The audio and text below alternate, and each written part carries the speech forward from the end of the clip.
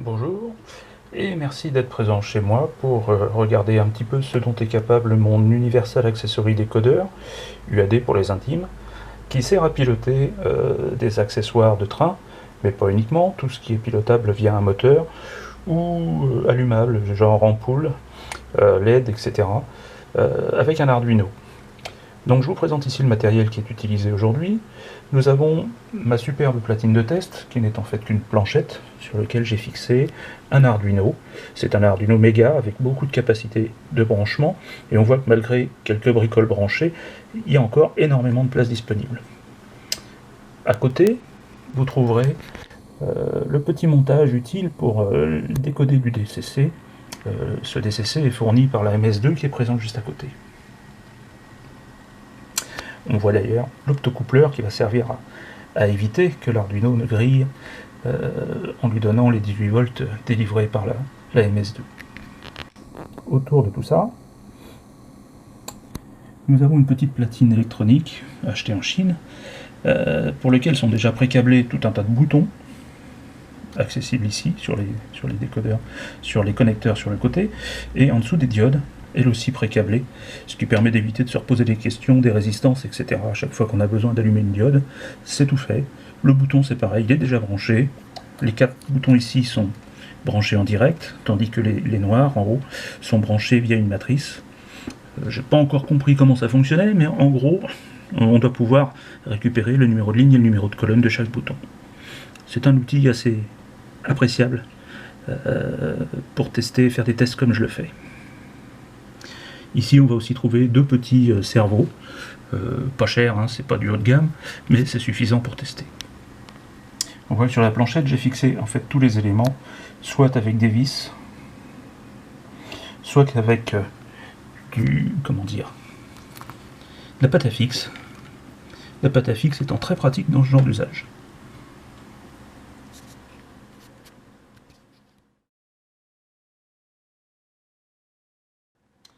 Bien, passons maintenant au fonctionnement des servomoteurs.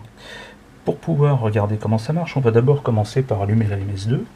Donc j'enlève le blocage du courant, et on voit tout de suite que sur le Mega, la diode pré-câblée sur tous les Arduino avec la pin 13 se met à clignoter. Chaque clignotement, en réalité, signifie que plusieurs paquets DCC sont arrivés, ce qui vous permet de vérifier le fonctionnement de votre décodeur.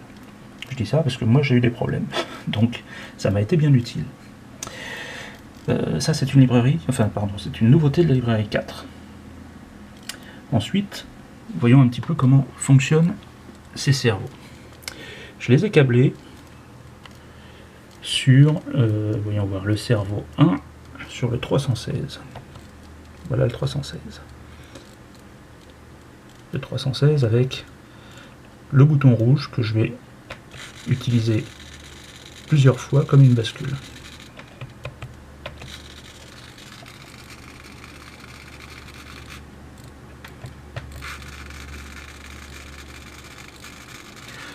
Ce qui permettrait éventuellement de mettre sur l'autre bouton, le 316 vert, un autre cerveau et donc ainsi diminuer le nombre de boutons nécessaires. J'ai aussi sur le 314, changeons, voilà, le second cerveau.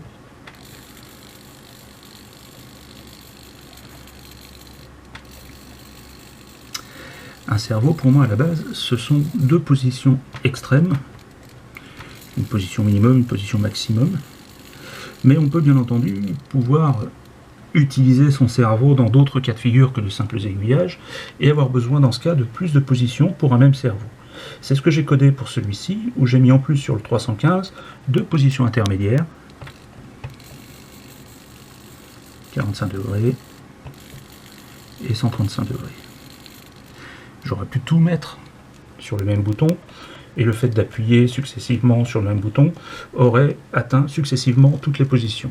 Mais si on veut passer directement de mini à 45 ou de mini à maxi, il faut qu'on ait un bouton pour chaque position, et c'est ce que j'ai codé ici. Et les 2 fonctionnements sont possibles. On a aussi la possibilité, si je me débrouille bien, 316, Alors si on regarde un petit peu, lui il bouge, et l'autre bouge en même temps. C'est-à-dire qu'ici, le fonctionnement simultané est possible.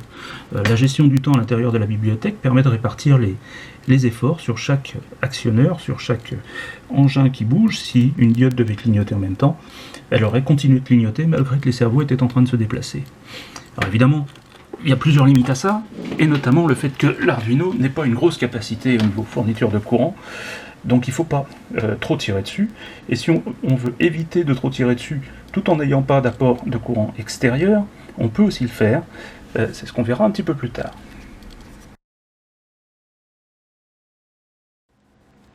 Passons maintenant à la gestion des diodes. On a ici deux diodes, en réalité il y en a une troisième qui est pilotée au milieu, les trois sont pilotés, la troisième est éteinte en ce moment. On va voir que via toujours le DCC, on peut accéder unilatéralement à chaque diode. Donc là, je vais pouvoir éteindre la première. Et éventuellement allumer la seconde. Et vous voyez qu'elles s'éteignent et s'allument progressivement. Ce n'est pas le cas de la dernière. Pourtant, mais ce sont exactement les mêmes diodes, hein, il n'y a pas de secret. Mais je les ai câblés différemment, puisqu'il y a un effet de fading possible avec la librairie, qui permet justement de piloter l'allumage et l'extinction à la vitesse que l'on veut. Dernier aspect de ma bibliothèque, pour l'instant en tout cas, c'est la gestion des groupes d'accessoires. Alors les groupes, à quoi ça sert? Deux cas de figure. Soit vous avez beaucoup d'accessoires à piloter, et votre Arduino n'est évidemment pas capable de tous les piloter simultanément. C'est le cas par exemple, disons qu'on ait une dizaine de cerveaux à faire tourner d'un seul coup, le courant ne pourra pas passer par l'Arduino à moins de le griller. Donc, il faut trouver une solution pour quand même pouvoir bouger tous ces cerveaux, mais ça ne sera pas simultané.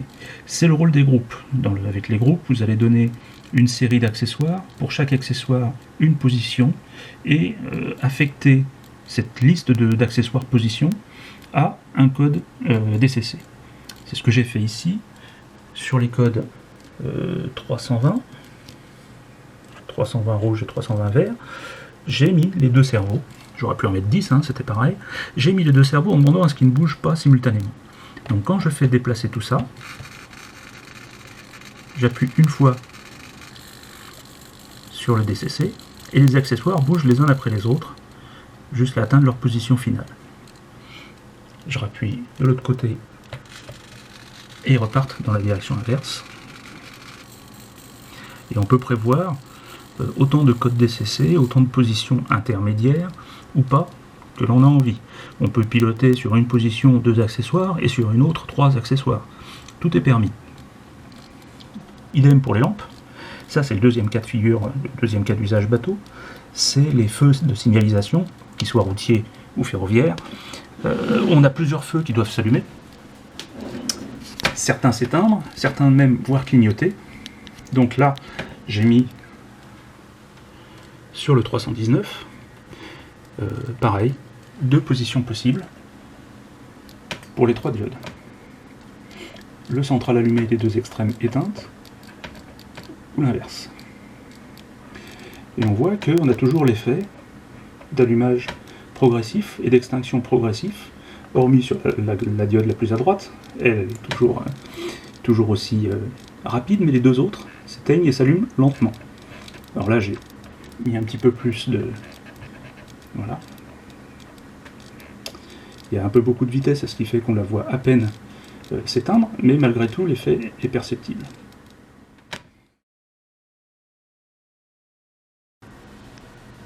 Dernier aspect de ma bibliothèque, depuis la version 4, nous avons la possibilité de gérer différents types de boutons. Auparavant, il n'y avait que les boutons poussoirs. Bien sûr, ils y sont toujours. On trouve par exemple ce bouton-ci qu'on va pouvoir affecter à un groupe, tel que je l'ai défini tout à l'heure, qui permet de faire bouger les deux cerveaux. Si je rappuie à nouveau sur le même bouton, on se déplace dans l'autre sens, donc là il agit comme une bascule. Mais nous avons en plus les switches comme ce petit switch qui va servir à modifier l'état des lampes, toujours avec le groupe défini tout à l'heure. Et nous avons également les potentiomètres. Bon là, si j'avais eu suffisamment de cerveau, j'en aurais mis un de plus pour vous montrer qu'en tournant ce potentiomètre, on pouvait aussi déplacer la position des cerveaux. Sauf que là, je n'en ai que deux et que la position du potentiomètre est contredite par le DCC, par le bouton poussoir, par tous les autres. Ce qui fait que je ne peux pas directement le relier à l'un des cerveaux. Par contre, je peux vous montrer, si on le voit, je peux vous montrer lorsque je bouge ici avec un petit tournevis, qu'on a bien une réaction de la librairie. Là, ce que vous voyez, c'est l'affichage de debug qui permet de comprendre un petit peu comment ça marche à l'intérieur quand on a un doute. Donc voilà, tous ces types de boutons et sans doute d'autres, genre écran tactile, peut-être même une interface Bluetooth, il y a des tas de choses sont possibles. Donc je vous invite à revenir régulièrement, que ce soit sur le site SourceForge ou sur le forum du N, ou d'autres, où ma bibliothèque est présente, et où je fais normalement l'effort de signaler les nouveautés. Donc merci d'avoir suivi tout cette petite démonstration, et à bientôt.